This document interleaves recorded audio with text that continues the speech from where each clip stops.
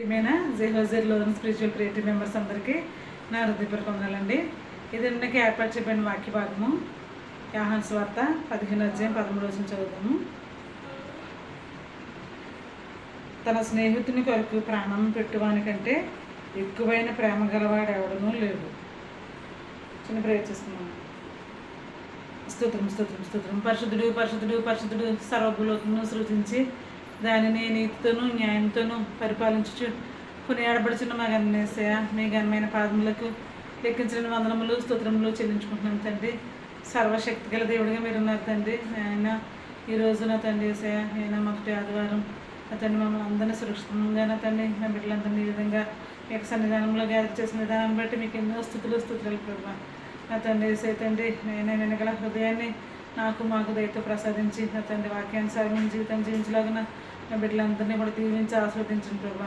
నా తండ్రి ఈ ప్రాథమిక కోసం చేర్చుకుంటారని నా తండ్రి మీరే సమస్త ఘనత మహిమలు మీరే పొందుకుంటారని మా కొరకు నా కొరకు సెలవులో ప్రాణం పెట్టి తిరిగి లేచిన యేసయ్య పరిశుద్ధ నామమున మిక్కిలి వినయంతో బ్రతిమలాడి వేడుకొంచున్నాం మా పరమ తండ్రి. ఆమేన్.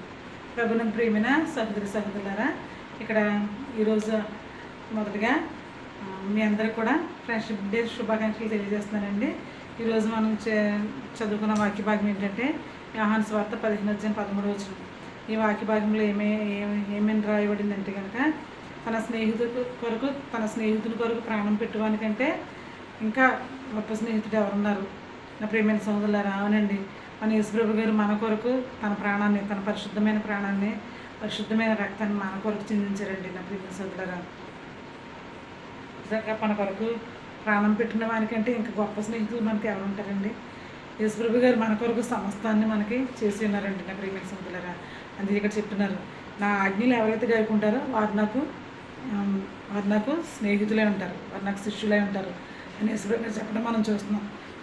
నా ప్రియమైన సహోదరులారా, మనం ఏం చేయాలంటే యేసుప్రభు గారు ఏమంటారంటే ఇక్కడ, మీరు నా ఆజ్ఞలు గాయకోవడమే నేను ఇచ్చే మీకు ఆజ్ఞ.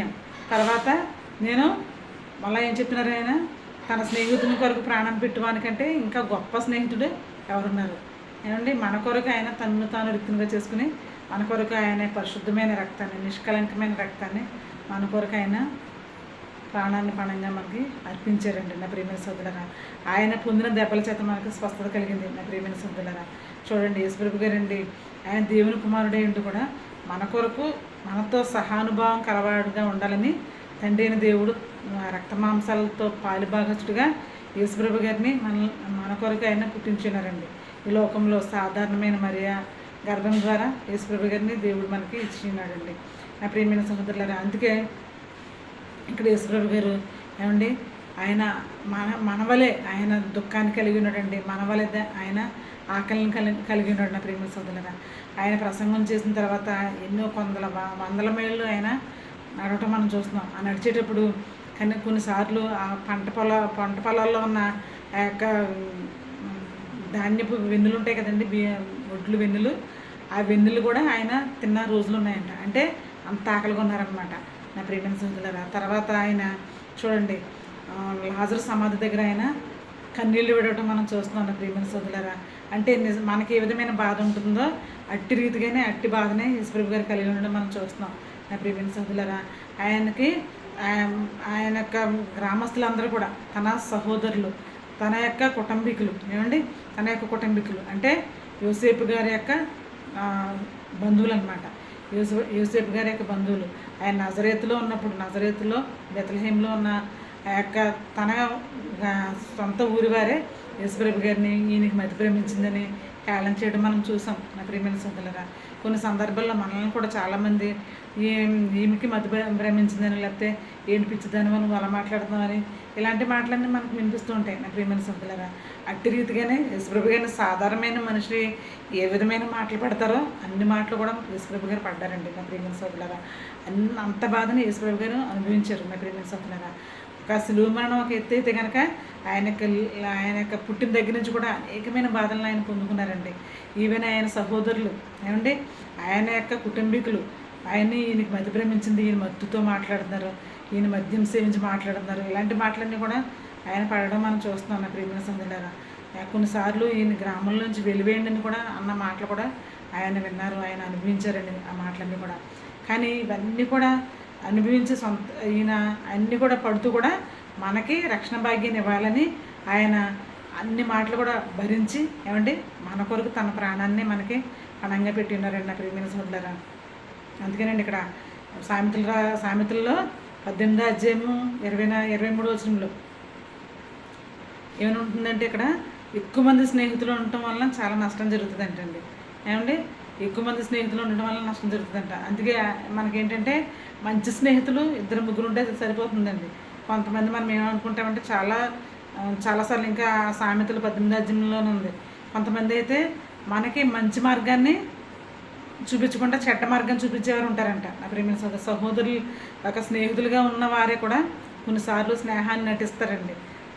మనతో స్నేహాన్ని నటించి మన యొక్క లైఫ్ని పాడు చేయాలని వాళ్ళు చూస్తూ ఉంటారు. మంచి మార్గంలో మనం నడుస్తున్నప్పుడు మన యొక్క మంచి మార్గాన్ని వాళ్ళు చెడ్డ మార్గంగా మార్చే పరిస్థితిని మనం చూస్తాం. అందుకే మనం ఈ లోకపు స్నేహం ఏమండి వైరం కోరుతుందంట. ఏమండి ఈ లోకపు స్నేహం వైరాన్ని కోరుతుంది. ఈ లోక స్నేహం చాలా భయంకరంగా ఉంటుందండి. దాని యొక్క చివరి దశలో చాలా చెడ్డ పరివేశనం మనం ఎదుర్కొంటాం. కానీ యేసుప్రభు గారు ఇక్కడ ఏం చెప్తున్నారంటే యోహాను సువార్త 15:13 వచనంలో తన స్నేహితుని కొరకు ప్రాణం పెట్టువానికంటే గొప్ప స్నేహితుడు ఎవరున్నారు నా ప్రియమైన సోదరులారా. అవునండి, యేసుప్రభు గారు మన కొరకు తను రిక్తునిగా చేసుకుని ఆయన మన కొరకు తన ప్రాణాన్నే మనకు బలిగా అర్పించారండి నా ప్రియమైన సోదరులారా. అందుకే ఆయన అంటున్నారు ఇక్కడ నన్ను ప్రేమించేవారు నా ఆజ్ఞలు గైకుంటారని చెప్తున్నారు. ఆయన మనల్ని ప్రేమించారు కనుక మన కొరకు ఆయన ప్రాణాన్ని అర్పించాడండి. చూడండి నా ప్రియమైన సోదరులారా, చూడండి మనం చాలాసార్లు ప్రతిదానికి కూడా ఎంతో కంగారు పడిపోతూ ఉంటామండి. ప్రతిదానికి కూడా ఎంతో అసలు శాంతి సమాధానం అనేది లేకుండా ఉంటాం నా ప్రియమైన సోదరులారా. చూడండి కొన్నిసార్లు మన గృహిణులుగా మనం ఏంటంటే మనం ఏదైనా వంట చేస్తున్నప్పుడు అండి కొన్నిసార్లు చాలా ఒక కర్రీ మనం స్టవ్ మీద పెట్టినప్పుడు కొన్నిసార్లు చాలా హైలో ఫ్లేమ్ని చాలా హైలో ఉంచుతామండి. అంటే త్వరగా అయిపోవాలని. కానీ సిమ్లో పెట్టి చేసిన కూరే ఆ యొక్క కర్రీ చాలా టేస్ట్గా ఉంటుందండి. కానీ మనం ఏం చేస్తామంటే అసలు మనకి ఆ స్టవ్ దగ్గర నిలబడటమే మనకి ఎంతో అసహనంగా ఉంటుందండి. ఆ వంటగదిలో నిలబడటమే మనకి ఎంతో అసహనంగా ఉంటుంది. అలాంటప్పుడు మనం ఏం చేస్తామంటే చాలా హైలో ఉంచేసి ఆ ఫ్లేమ్ని హైలో ఉంచేసినప్పుడు కూరలు చాలా భయంకరంగా పాడైపోవటం ఏమంటే మాడిపోవడం మనం చూస్తాం నా ప్రియమైన సోదరులారా. అంటే మనకి అసలు ఏ క్షణంలో కూడా ఓర్పు అనేది ఉండదండి. ఏ విషయంలో కూడా మనకు ఓర్పు అనేది ఉండదు. ఏ విషయంలో కూడా మన సహనం అనేది ఉండదు. కానీ ఇక్కడ యేసుప్రభు గారు మన గురించి దీర్ఘశాంతాన్ని కలిగి ఉన్నారండి నా ప్రియమైన సహోదరులారా. ఆయన మన కొరకు దీర్ఘశాంతాన్ని కలిగి ఉన్నారు. దీర్ఘశాంతాన్ని కలిగి ఉండి ఏమండి మన కొరకు ఆ రక్షణ భాగ్యాన్ని ఆ రక్షణ కార్యాన్ని ఫుల్ఫిల్గా నెరవేర్చాలని ఒకే ఒక్క ఎయిమ్తో ఆయన వచ్చినారండి. చూడండి వేటగాడు ఆ యొక్క పక్షిని చూడటానికి చెట్టు మీద 10 పక్షులు ఉంటే అంటాడు మీకు ఏ పక్షి ఆ టైంలో మనం వెళ్ళి చూసినప్పుడు చూసి అడిగితే కనుక ఆయన ఏమంటాడంటే అక్కడ చెట్ల మీద ఉన్న మధ్యలో ఉన్న పక్షి కనిపిస్తుంది కానీ ఆ చుట్టూ ఉన్న పక్షులు నాకు కనిపించట్లేదు అంటాడు. అంటే కేవలం ఆయనకు గురి ఏంటంటే తను ఏదైతే వేటాడాలనుకుంటున్నాడో ఆ పక్షి మాత్రమే ఆయనకి కనబడుతుందండి. అట్టి రీతిగానే యేసుప్రభు గారు తన యొక్క రక్షణ కార్యాన్ని కంప్లీట్ చేయడం కోసం ఆ సిలువ ఒక్కటే కనిపించిందండి ఆయనకి. లోకంలో ఇంతమంది స్నేహితులు ఉన్నా ఇంతమంది బంధువులు ఉన్నా ఆయనకు చాలామంది బంధువులు ఉన్నారండి. ఎందుకంటే మరియమ్మ గారు తర్వాత యోసేపు గారు చాలా మంచి కుటుంబం.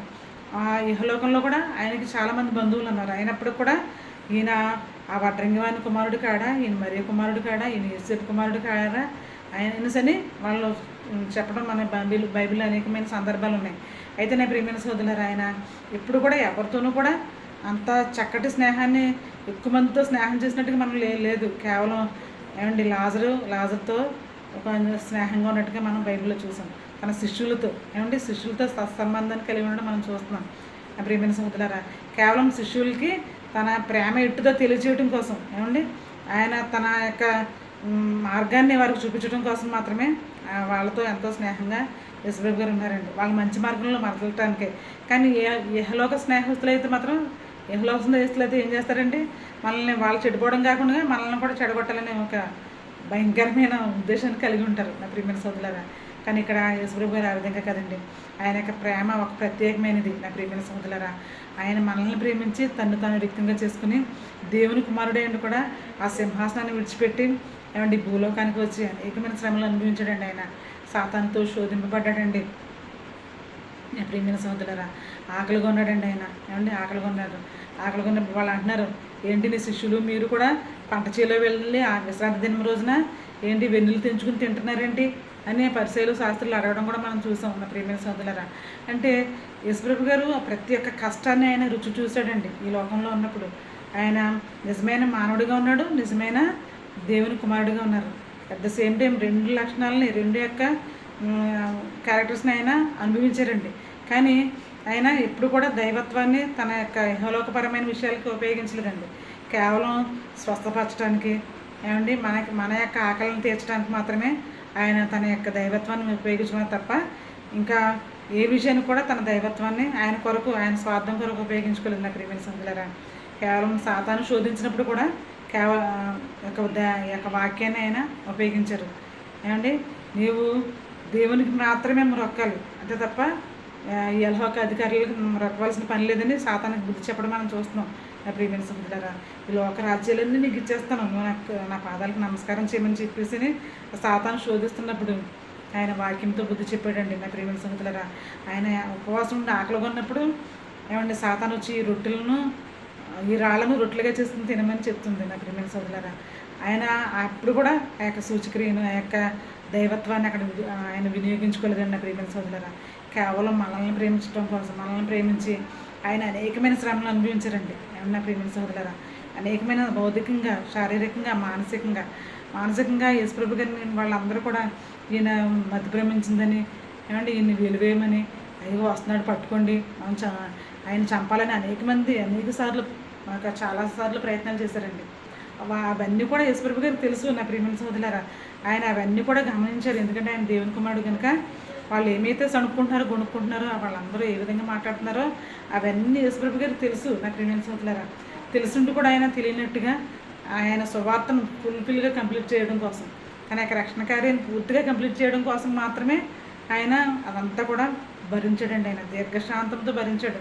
ఏమండి, చూడండి, మన గృహిణులుగా మనం ఉన్నప్పుడు సరైన వంట చేసే పరిస్థితిలోనే మనం అసలు ఒక్క 10 నిమిషాలు చేసేదండి ఆ వంట అనేది. ఒక పావు గంట, పోనీ ఒక హాఫ్ అన్ అవర్ అనుకోవచ్చు. ఈ హాఫ్ అన్ అవరే మనం స్టవ్ దగ్గర నిలబడలేకపోతామండి. కానీ యేసుప్రభు గారండి 33.5 సంవత్సరాలు ఏమండి ఈ లోకంలో ఉన్నారు. ఏమంటే 3.5 సంవత్సరాలు దేవుని యొక్క సువార్తను ప్రకటించారు. ఏమండి అనేక మందిని శిష్యులుగా ఆయన చేసుకున్నారు. చేసిన సందర్భంలో కూడా ఆయన ఎంతో దీర్ఘశాంతాన్ని కలిగి ఉన్నారండి. ఎంతమంది భయంకరంగా ఇబ్బంది పెట్టినా కూడా ఆయన ఒక్క మాట కూడా పలకలేదు నా ప్రియమైన సహోదరులారా. ఆయన్ని హింసిస్తున్న వారికి ఆయన శరీరాన్ని అప్పగించారండి. ఏమంటే ఆయన జుట్టు కూడా పెరిగి వేశారంట నా ప్రియమైన సహోదరులారా. సిలువ మరణానికి వెళ్తున్నప్పుడు ఆయన జుట్టు పెరిగి వేయడం, మొహం మీద ఉమ్ములు వేయటం, ఏమండి ఆయన పిడిగుద్దులు గుద్దటం, ఏమండి తర్వాత కొరడాలతో కొట్టి తర్వాత నిన్ను కొట్టిన వారు ఎవరో చెప్పు, నువ్వు యూదులకు రాజువా, నిన్ను నీవే రక్షించుకో, తర్వాత మమ్మల్ని రక్షించు అని ఎడం వైపు ఉన్న దొంగ అనడం, అక్కడ ఉన్నవారు అనడం, ఆ దారంటే వెళ్ళేవాళ్ళు ఆయన యేసుప్రభుని హింసిస్తున్న సందర్భంలో దారంటే వెళ్ళేవాళ్ళు కూడా ఎంతో భయంకరమైన దూషణ మాటలు మాట్లాడారండి. అయినప్పుడు కూడా ఎవరికి ఆయన బదులు పలుకులేదండి నా ప్రేమ సహోదరులారా. ఏమన్నా ఆయన ఇష్టపూర్వకంగా తన ప్రాణాన్ని మన కొరకు ఆయన అర్పించడం మనం చూస్తున్నాం నా ప్రియమైన సహోదరులారా. అందుకే ఆయన అంటున్నారు, తన కొరకు మన కొరకు ప్రాణం పెట్టువానికంటే గొప్ప స్నేహితులు మనకు ఎవరున్నారండి? అవునండి, యేసుప్రభు గారు మాత్రమే మనకి గొప్ప స్నేహితుడిగా ఉన్నారు. ఆయన అంటున్నారు, నీ కోరికను సిద్ధింపు చేసి నీ ఆలోచన ఎంతో సఫలపరుస్తానండి. కీర్తనలు 20 అధ్యాయంలో ఉందండి మాట 2వ వచనంలో, మన కోరికలు సిద్ధింపు చేసి ఆయన మన ఆలోచన యావత్తూ సఫలపరుస్తాడంట నా ప్రియమైన సోదరులారా. మనల్ని ఎప్పుడు ప్రేమించేవారిగానే యేసుప్రభు గారు ఉన్నారండి. మన కోరికను సిద్ధింపు చేసి మన ఆలోచనలు యావత్తూ సఫలపరుస్తారంట. ఎప్పుడంటే మంచి ఆలోచన మనం ఆలోచించినప్పుడు, మనం మంచి కోరికలు కోరుకున్నప్పుడు నా ప్రియమైన సోదరులారా, ఎప్పుడు కూడా ఆయన ఏ విధంగా అయితే మనల్ని ప్రేమించడం, మన వారిని మనం ఆ విధంగా ప్రేమించాలండి. మన యొక్క బంధువుల్ని, మన యొక్క రక్త సంబంధికుల్ని, మన కుటుంబం వారిని ఆ విధంగా మనం ప్రేమించేవారిగా ఉండాలండి. ఆయన చూపించిన ప్రేమను మనం అనేక మందికి మనం కనపరిచేవారిగా ఉండాలండి. ఏమంటే కపటమైన ప్రేమను మనం చూపించేవారిగా ఉండకూడదు. బుధవారం చెప్పుకున్నాం మనం. ఏమంటే ఇస్కరియోతు యోధ కపటమైన ముద్దు పెట్టుకున్నాడండి. ఏమంటే కపటమైన ముద్దు పెట్టుకున్నాడు, స్నేహితుడిగా నటించాడండి. యేసుప్రభు గారు ఏదైతే చేస్తున్నాడో అవన్నీ గమనించాడు. యేసుప్రభు గారు ఆ యొక్క యోధాని నమ్మి ఆయనకి ట్రెజరీ, ఆ యొక్క కోశాధికారి యొక్క బాధ్యతను యేసుప్రభు గారు ఇస్కరియోతు యోధకి అప్పచెప్పినప్పుడు కూడా అంత మంచి ప్లేసు, ఏమంటే ఫస్ట్ ప్లేసే ఇస్కరియోతు యోధాకి యేసుప్రభు గారు ఇచ్చారు. అయినప్పుడు కూడా ఇస్కరియోతు యోధా యేసుప్రభు గారిని కపటమైన ముద్దు పెట్టుకుని అప్పగించాడండి. ఏమండి శిష్యులందరినీ ఎంతో స్నేహితులుగా ఆయన చూశాడు. ఆయన వాళ్ళ యొక్క పాదాలు కూడా కడిగాడండి. నేను ఈ విధంగా పాదాలు కడిగి ఈ విధంగా తగ్గించుకుంటున్నానో మీరు కూడా అది ఫాలో అవుతారనే నేను ఈ విధంగా చేస్తాను. ప్రతిదీ కూడా ఆయన మనకి మాదిరిగా చేశారండి నా ప్రియమైన సహోదరులారా. అందుకే ఈరోజు ప్రభు యొక్క ప్రభురత్న సంస్కారంలో మనం పాల్గొనలు పంచుకుంటున్నాం. అంటే ఆయన అంటున్నారు ఏమండి, నేను తిరిగి వచ్చే వరకు కూడా మీరు ఈ యొక్క ప్రభురత్న సంస్కారాన్ని, ఈ యొక్క రొట్టె ద్రాక్షారసం ప్రభురత్న సంస్కారాన్ని మీరు విధిగా చేయాలి. నేను తిరిగి వచ్చి తర్వాత మీతో పాటు నేను మళ్ళీ ఈ యొక్క సంస్కారాన్ని తీసుకునే వరకు కూడా మీరు ఈ విధానాన్ని పాటించాలని చెప్పారు. అందుకనే ప్రియమైన సహోదరులారా, ఆదివారం తప్పకుండా మనం దేవుని యొక్క సన్నిధానానికి వెళ్ళాలి. ఏమండి మొదటి ఆదివారం తప్పకుండా ప్రతి ఆదివారం వెళ్ళాలి. ప్రభు సన్నిధిలో ఒక దినం గడుపుట 1000 దినములు గడిపినంత శ్రేష్టమండి. అందుకే మనం దేవుని యొక్క సన్నిధానానికి వెళ్ళి ఏమండి ప్రభు యొక్క బలలో మనం పాలు పంచుకునే వారిగా ఉండాలి. ఆ పాలు పంచుకునే ముందు మనకి ఎవరైతే విరోధులుగా ఉన్నారో వాళ్ళందరితో కూడా మనం మన యొక్క వాళ్ళని క్షమించి మనం ఏమండి తిరిగి మనకున్న కోపాన్ని విడిచిపెట్టి సమాధానంతో యొక్క సమాధానపు బల్ల దగ్గరికి మనం రావాలండి నా ప్రియమైన సహోదరులారా. ఆ విధంగా వచ్చేప్పుడు ప్రభు బలలో మనం పాలు పంచుకున్నప్పుడు అది దేవునికి మహిమకరంగా ఉంటుందండి నా ప్రియమైన సహోదరులారా. ఆయన అదే అంటున్నారు, నా యొక్క ప్రాణం పెట్టువానికంటే ఇంకా మనకు గొప్ప స్నేహితులు ఎవరున్నారని చెప్తున్నారు. నా దేవుడు మంచి కాపరండి. మంచి కాపరి తన గొర్రెల కొరకు తన ప్రాణాన్ని పెడతారంట. అట్టి కాపరి, అట్టి స్నేహితుడు మన ప్రభువైన యేసుక్రీస్తు వారు మనకున్నారండి. అందుకే ఈ లోహ స్నేహాలు మనకు అనవసరం అండి. మనకు అవసరం లేదు. కేవలం ఏంటంటే మనం ఒక మంచి స్నేహితులైన వారు ఎలా ఉండాలంటే వాళ్ళు మంచి మార్గంలో నడిచేవారుగా ఉండాలి, మనల్ని కూడా మంచి మార్గంలో నడిపించేవారుగా ఉండాలి. అంతే తప్ప ఈ లోక స్నేహం అంతా మంచిది కాదనమాట. కేవలం మనం వారికి మంచితనాన్ని ఏమంటే మనకి యేసుప్రభు గారు ఏ విధమైన మాదిరి జీవితాన్ని జీవించారో అట్టి మాదిరి జీవితాన్ని మనం జీవించాలి. మన యొక్క స్నేహితులు కూడా ఆ విధంగా మంచి మాటలే వాళ్ళకి చెప్పేవారుగా ఉండాలండి. అప్పుడు మాత్రమే ఆ స్నేహం అనేది నిలబడుతుంది నా ప్రియమైన సోదరులారా. అప్పుడు మాత్రమే మనం ప్రభువుని మహింపరిచిన వారం అవుతాం నా ప్రియమైన సోదరులారా. అందుకే ఆయన అంటున్నారు, ఈ ప్రభు బలలో పాలు పంచుకునేవారు ఈ యొక్క రొట్టెని తీసుకున్నప్పుడు ఆయన శరీరంగా, ఏమంటే ద్రాక్షారసం తీసుకున్నప్పుడు ఆయన రక్తంగా మనం ఆలోచించి ఏమంటే ప్రార్థించుకుని మన పాపాల్లో ఒప్పుకొని విడిచిపెట్టి ప్రభు బలలో మనం పార్టిసిపేట్ చేయాలండి. అలా చేసినప్పుడు మన కుటుంబానికి ఆశీర్వాదకరంగా ఉంటుందండి. మన ఆత్మీయమైన జీవితాలకి అది ఆశీర్వాదకరంగా ఉంటుంది ప్రియమైన సహోదరులారా. అప్పుడు మనం తండ్రి ఏది అడిగినా సరే ఆయన అంటున్నారనమాట. కీర్తనలు 20 అధ్యాయంలో అంటున్నారు, దావీదు మహారాజు రాసిన కీర్తనలు కదండి ఇవన్నీ. అయితే ఆయన అంటున్నారు, నీ కోరికను సిద్ధింపచేసి నీ ఆలోచన యావత్తూ సఫలపరుస్తాను. ఏమండి దేవుని యొక్క చిత్తాన్ని యేసుప్రభు గారు నెరవేర్చారండి. తండ్రి చిత్తాన్ని యేసుప్రభు గారు నెరవేర్చారు. ఆయన యొక్క అభీష్టాన్ని, తండ్రి యొక్క అభీష్టాన్ని యేసుప్రభు గారు సఫలం చేశారండి. అట్టి రీతిగా మనం కూడా యేసుప్రభు గారిని మాదిరిగా తీసుకుందామండి. ఈరోజు మన కొరకు ఆయన ఏ విధంగా అయితే తాను నృత్యంగా చేసుకుని తన ప్రాణాన్ని మనకి క్రయధనంగా అర్పించారండి. మనల్ని ఆయన ప్రాణం అర్పించమని కోరట్లేదు, కేవలం ఆయన యొక్క సువార్తను అనేక మందికి చాటి చెప్పమని ఆయన చెప్తున్నారండి. మంచి మార్గాల్లో అనేక మందిని నడిపించే వారికి మనం ఉండాలని ఆయన చెప్తున్నారు. మొదట మన ఇంటిని మనం దిద్దుకునే వారిగా ఉండాలండి. తర్వాత మన బంధువులు, మన రక్త సంబంధికులు, మన ఇరుగుపోరి వారికి తప్పకుండా మనం దేవుని యొక్క సువార్తను ప్రకటించి వారిని యొక్క నాశనం అయిపోతున్న వారిని, ఏమంటే పాపంలో కొట్టుమిట్టాడిపోతున్న వారిని, పాపంలో ఇంకా పాపంలో నిలిచి ఉండి కొంతమంది ఏంటి మరణం ఎప్పుడు సంభవిస్తుందో మనకు తెలియదు నా ప్రియమైన సోదరులారా. అందుకే తప్పకుండా ఎప్పుడు కూడా మనం చాలాసార్లు మనం ఈ మాట చెప్పుకుంటాం, ఇప్పుడు కూడా సిద్ధపాటును కలిగి ఉండాలండి. ఎప్పుడు కూడా మనం ప్రార్థించుకునేవారుగా, పాపక్షేమాన్ని పొందుకునేవారుగా, ఏమంటే పాపాలు ఒప్పుకుని విడిచిపెట్టేవారుగా, తర్వాత మనం దేవుని యొక్క సన్నిధానంలో నిందారహితులుగా నీతిమంతులుగా జీవించడానికి మనం దేవుని యొక్క సహాయం మనం కోరేవారిగా ఉండాలండి. ఆ విధంగా ఎప్పుడైతే మనం కోరతామో తప్పకుండా దేవుడు మనల్ని నీతిమంతులుగా తీర్చుతాడండి. తీర్చినప్పుడు ఆయన మంచి స్నేహితులుగా మనకుంటారండి ప్రియమైన సోదరులారా. యేసుప్రభు గారు ఏ విధంగా అయితే మంచి స్నేహితుడిగా ఉండి మన యొక్క పాపాలను క్షమించి ఏమండి మనకి పరలోక రాజ్య భాగ్యాన్ని ఆయన పొందుకునే విధంగా దేవుడు యేసుప్రభు గారు మనకి ఏ విధంగా అయితే సహాయం చేశారో అట్టి రీతిగానే ఇంకా పాపంలో ఎవరైతే భయంకరమైన శిక్షకు గురైపోతానికి సిద్ధంగా ఉన్నారో అలాంటి వారిని ప్రభు దగ్గరికి మనం నడిపించే వారికి మనం ఉండాలండి. ఆ విధంగా నడిపించినప్పుడు వారికి మనం నిజమైన స్నేహితులుగా ఉంటాం.